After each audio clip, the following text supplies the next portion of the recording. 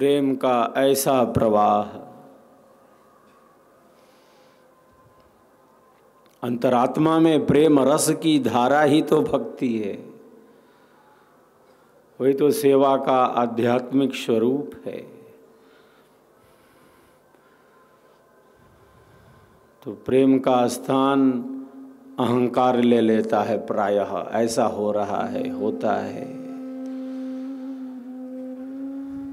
मन में कुछ, वाणी में कुछ, विचारों में कुछ।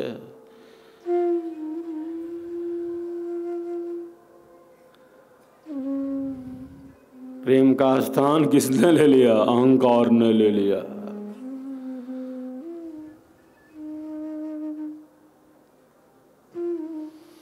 घृणा को घृणा से नहीं हटाया जा सकता। घृणा को घृणा है तो घृणा से नहीं हटेगी, घृणा को प्रेम से ही हटाया जा सकता है। प्रेम से ही हटाया जा सकता है। लेकिन जहाँ मैं है वहाँ प्रेम कहाँ? वो भी मैं कौन मैं? अवास्तविक, अवास्तविक मैं, अवास्तविक अहम जो मिटने वाला है। वास्तविक मैं का बोध कहाँ? वास्तविक अहम का बोध कहाँ?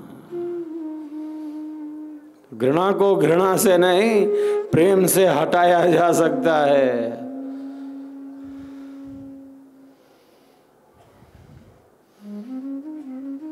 प्रेम आत्मा की सुगंध है, बाकी तो सब दुर्गंध है।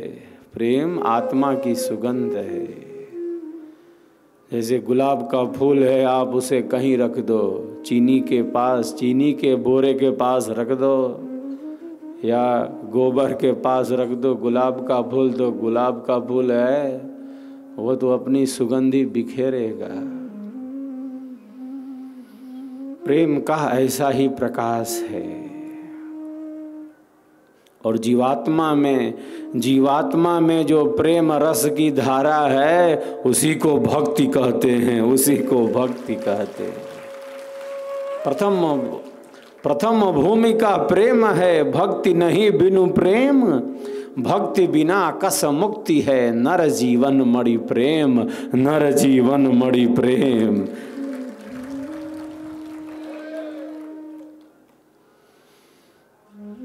सब प्रभु के जीव हैं, सबके भीतर आत्मा है। जिस प्रकार की आत्मा हमारे भीतर है, अंतःकरण भिन्न भिन्न होगा। सबके मन बुद्धि विचारों की एक स्थिति है।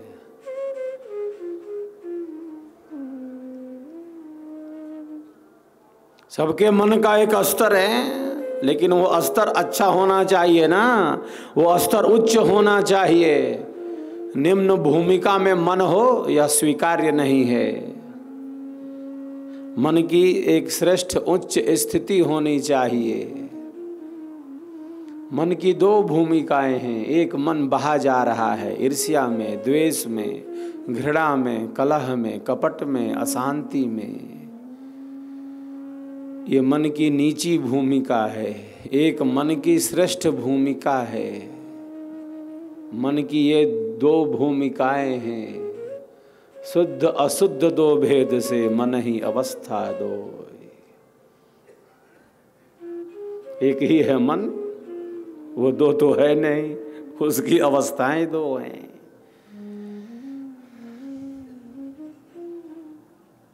मन एव मनुष्याणाम कारणम बंध मोक्षयो, वही है, वही एक ही है जिससे बंधन हो रहा है। और केवल बंधन ही हो रहा है क्या? अरे वह शिव संकल्प वाला हो गया मन, तो मुक्ति हो जाती है, परमानंद का अनुभव हो जाता है। इसीलिए यज्ञ में हम आहुति देते हैं, तन में मनः शिव संकल्पमस्तु। हमारा मन श्रेष्ठ संकल्पों वाला हो। हम बारंबार मन को श्रेष्ठ संकल्पों वाला हो, ऐसी प्रतिज्ञा करते हैं। हम अपने संकल्पों की पुनरावृत्ति करते हैं, क्योंकि हमारे मन में अनंत की शक्ति है। कितनी परतें हैं हमारे मन में। तो मनोविकार हमारे जीवन की सहजता को लूट ना ले जाएं।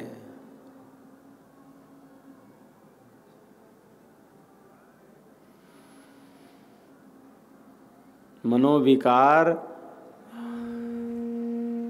हमारे जीवन की सहजता, सरसता, सरलता को नष्ट न कर दे। नाटकीय न हो जीवन, नाटकीय न हो, सहज हो, सरस हो, सरल हो, स्वाभाविक हो, सत्य की परख हो।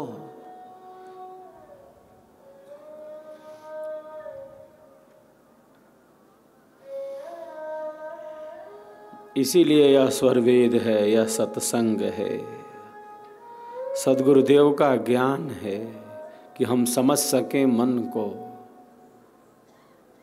कैसे यह कुचाल रच रहा है, किस प्रकार हमारे आत्म कल्याण में विरोधी हो गया है, और यही मन नियंत्रित है, संयमित है, अध्यात्म के अनुकूल है, यही मन आत्मा के अनुकूल है। तब हमारा जो कर्म है वह कर्म न रहकर धर्म बन जाता हो, धर्म बन जाता है। अब मन के अनियंत्रण से तो जो कर्म है वो तो ऐसा ही होगा, विपरीत होगा, असंतुलित, असंयमित होगा। क्यों? क्योंकि मन की स्थिरता है, चित्त में रजस का अत्यधिक वेग है, सत्व की अधिकता नहीं रही।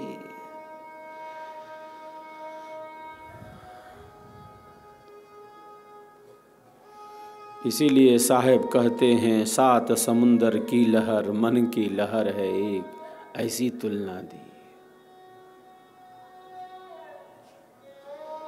जिस प्रकार लोहे को पीट पीट कर, जिस प्रकार लोहे को पीट पीट कर इच्छित आकार का बना दिया जाता है, जिस प्रकार लोहे की जहाँ जिस प्रकार की उपयोगिता हो, लोहे को हथौड़े के चोट से, प्रहार से इच्छित आकार का बना दिया जाता है, उसी प्रकार इस अवगुणी मन को, इस अशांत मन को, मनोविकारों में डूबे हुए इस मन को सत्संग की चोट से, स्वरवेद की चोट से, और इस अवगुणी मन को सद्गुणी बनाया जा सकता है।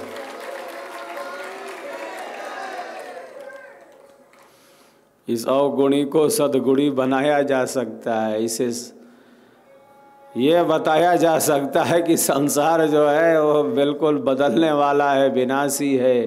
संसार के भोग बिल्कुल अस्थिर हैं, और आदि अनादिकाल से इन्हीं भोगों को तो भोगते चले आ रहे हैं। अनंत अनंत बार हमने शरीर धारण किया, शरीर छूट गया, यही तो घटित होता चला आ रहा है। माता पिता पत्नी पुत्र सगे संबंधी बंधु बांधव अपना पराया, मैं तू यह वह, अनंत अनंत जन्म और जीवनों से यही सब घटित होता चला आ रहा है, बहे जा रहे हैं। जैसे मानो नदी में लकड़ी का टुकड़ा बहता जा रहा हो।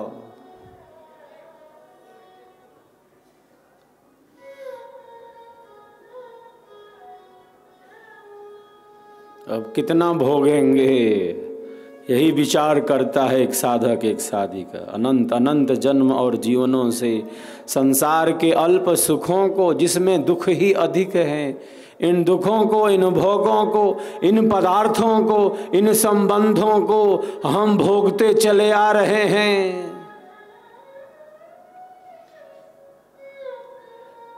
अब देख लिया, अब जान लिया, अब समझ लिया,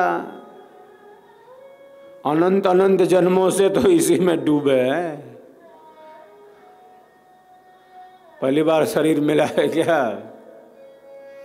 कोई गिन नहीं सकता।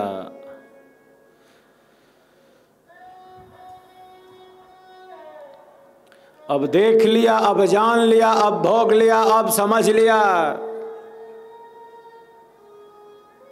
अनंत अनंत जन्म और जीवनों से यह सब घटित होता चला आ रहा है। आत्मा अनादिकाल से संसार सागर में बही जा रही है। अब देख लिया, अब जान लिया।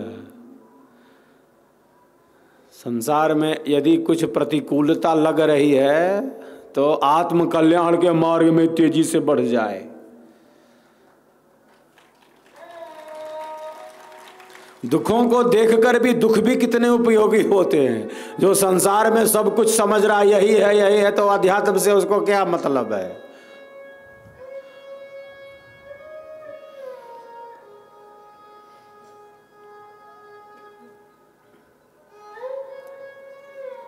एक साधक पहुंचते हैं एक स्थान पर सत्संग देने। वे विहंगम योग की महत्ता बतला रहे हैं, स्वरवेद की महत्ता बतला रहे हैं। अन्यों तक इस ज्ञान को पहुंचाना मात्र आवश्यक नहीं, अनिवार्य है। किस प्रकार से और अच्छी तरह से हम स्वरवेद के प्रचार को आगे बढ़ाएं, स्वरवेद महामंदिर के शंखनाद को हम गतिमान रखें, इसके लिए कई बार प्रशिक्षण की भी जरूरत होती है। जब कई प्रचारक मिलकर आपस में विचार विमर्श करते हैं, विचारों का आदान प्रदान होता है, तो सबके विचारों से बहुत कुछ सीखने समझने का अवसर मिलता है और नए प्रचारकों को एक ऊर्जा मिलती है। यह 17वां बैच है जो मेरे निर्देशन में संचालित है विहंगम योग के प्रचार को आगे बढ़ाने के लिए, सदगुरु की ज्ञान पताका को फहराने के लिए, स्वरवेद का शंखनाद करने के लिए। ऐसे ही एक प्रचारक पहुंच जाते हैं एक नए जिज्ञासु के पास। वो सत्संग दे रहे हैं। सामने वाले महोदय कहते हैं आप किस योग की बात करते हैं?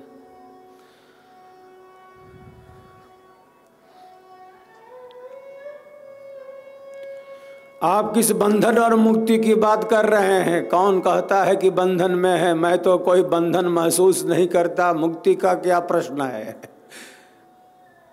ये साहब बोल रहे हैं आप किस बंधन की बात कर रहे हैं? मैं तो बंधन में हूं ही नहीं तो मुक्ति किसकी?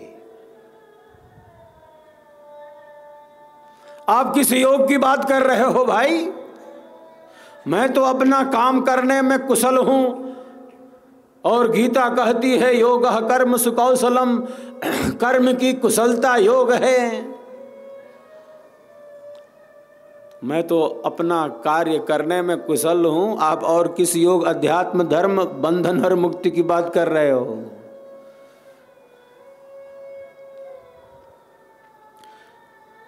गीता कहती है योगः कर्म सुकौशलम, कर्म की कुशलता योग है। मैं अपना कर्म करने में कुशल हूँ, आप अपना योग रखे रहो, अपना अध्यात्म बंधन मुक्ति रखे रहो। मैं अपना कर्म करने में कुशल हूँ और गीता तो कहती है कि योगः कर्म सुकौशलम। अब ये साहब जो प्रचारक गए हैं सत्संग देने, उनकी इन बातों को सुनकर बड़े विचलित से हो जाते हैं। ये कैसी बात कर रहे हैं? तो मैं प्रायः कहता रहता हूं, हमारे ऋषियों ने कहा कि ज्ञान का अभाव अविद्या नहीं है, ज्ञान है, बहुत लबालब भरा है। ज्ञान का अभाव अविद्या नहीं है, बल्कि जो विपरीत ज्ञान है, जो झूठ ज्ञान है, उसी को अविद्या कहते हैं, उसी को विपर्य कहते हैं। ये जो कह रहे हैं कि आप किस योग, ध्यान, धर्म, योग की बात कर रहे हैं, बंधन मुक्ति की, इनके भीतर ज्ञान का अभाव थोड़ी है, बल्कि इनका जो ज्ञान है वह विपरीत है, वो मिथ्या है, वो असत्य है, वो संकीर्ण है, वो व्यापक नहीं है। ज्ञान का अभाव नहीं कह सकते, ज्ञान तो बहुत है, लेकिन सत्य नहीं, भ्रम से भरा है।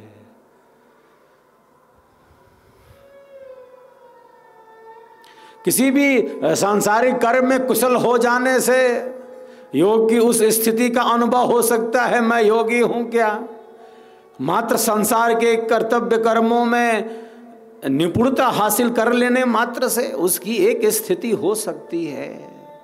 लेकिन श्रीमद् भगवत गीता का क्या आध्यात्मिक संदेश है, इसको हम किस अर्थों में ग्रहण करते हैं, यह देखना बहुत महत्वपूर्ण है। जो वस्तु जैसी हो उसको वैसा ही जानना समझना, यही विद्या और ज्ञान का यथार्थ लक्षण है। उन्हें संसार के ही सुखों में, संसार के ही कार्यों में, संसार के ही पदार्थों में योग नजर आ रहा है। मैं अपना काम ठीक ढंग से कर लेता हूँ, मैं अपना कार्य ठीक ढंग से कर लेता हूँ, खा रहा हूँ, पी रहा हूँ, जीविकोपार्जन के कार्य कर रहा हूँ, सो रहा हूँ, जिंदगी बीत रही है। जिंदगी मुझे क्या जरूरत है योग अध्यात्म बंधन मुक्ति की, आप क्या बात कर रहे हो। मैं तो अपना काम ठीक ढंग से कर लेता हूं जो मुझे करना है, आप किस योग की बात कर रहे हो। तो यह भी स्थिति है। तो हमें अपनी बात कहनी है, पूरी गंभीरता और पूरे आत्मबल के साथ कहना है। यह कहना कि मैं अपना काम ठीक ढंग से कर लेता हूं, यह किस योग को प्रकट कर रहा है। मात्र भौतिक बाह्य दृष्टि, संकीर्ण दृष्टि, भारतीयता का अभाव, यह भारतीय जीवन नहीं है। हम भारत में रहकर ऋषियों के दुलारे होकर अपनी संस्कृति की अवहेलना नहीं कर सकते, अपनी संस्कृति की अवहेलना नहीं कर सकते। महापुरुषों के ज्ञान के प्रति हम उदासीन नहीं हो सकते। संसार में इतना उलझ नहीं सकते कि धर्म, अध्यात्म और योग के प्रति हमारी रुचि ही नष्ट हो जाए। भारत में रहकर हम भारत से दूर नहीं हो सकते। भारत में रहकर हम भारत की ऋषि परंपरा के ज्ञान से अलग नहीं हो सकते। अंधेरे में नहीं जी सकते। खाना पीना, सोना, बैठना, उठना मात्र तक सीमित नहीं हो सकते। शरीर का ध्यान रखने के लिए ही मात्र ये शरीर नहीं मिला है। अरे कौन हूं मैं, इसका ज्ञान प्राप्त करने के लिए ये जीवन मिला है, ये शरीर मिला है। इसीलिए ये चार बातें बड़ी महत्वपूर्ण हैं आध्यात्मिक जीवन के लिए। कौन हूं मैं, कितना सद विचार है ये, कितना श्रेष्ठ विचार है। इसीलिए सदगुरु कहते हैं, कर विचार मैं कौन हूं, ब्रह्म को जगदाधार, कैसे जग उत्पन्न है, लीन कौन विधि पार, कौन सत्य कर्तव्य है, दुख सुख कैसे होए, बद्ध मुक्त तेहि भांति सो ग्रहण करो सत सोए। सदगुरु ने इन स्वरों में कितनी अनंत ज्ञान का वर्णन किया है। कौन हूं मैं, कौन हूं मैं, कहां से आया, क्या कर रहा और जाना कहां है, लक्ष्य क्या है। ये चार बातें बड़ी महत्वपूर्ण है। हम सबका संकल्प महान।